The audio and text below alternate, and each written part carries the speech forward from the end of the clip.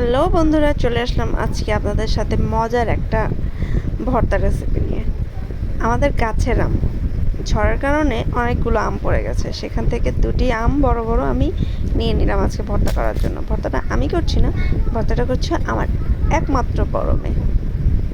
অবশ্য আমার আরও দুইটা মেয়ে আছে, কিন্তু বড় মেয়ে তো আমার একমাত্রই, এই জন্য আমি একমাত্র বললাম। আমার মেয়ে সুন্দর করে আজকে ভর্তাটা বানিয়ে আমাকে খাওয়াবে। বলছে, আম্মু তোমার কিচ্ছু করা লাগবে না, সব আমি করছি। যেহেতু আমার আরও ছোট বাচ্চা, ওরাও খাবে, এই জন্য আমি এখানে কোনো প্রকার মরিচ বা মরিচ গুঁড়া অ্যাড করিনি। বিট লবণ, চিনি দিয়ে আমটা মাখা হবে আজকে। সমস্তটুকুই আমার বড় মেয়ে করছে, আমি শুধু ভিডিও করে দিচ্ছিলাম। দেখেন কি সুন্দর করে মাখছে, উফ, দেখলেই জিভে জল চলে আসতেছে। ইয়াম্মি লাগবে খেতে, খুব মজার টেস্ট হবে খেতে।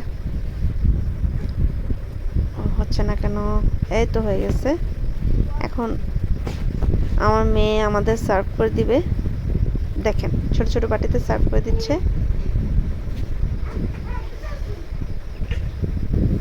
খুব মজা হয়েছে।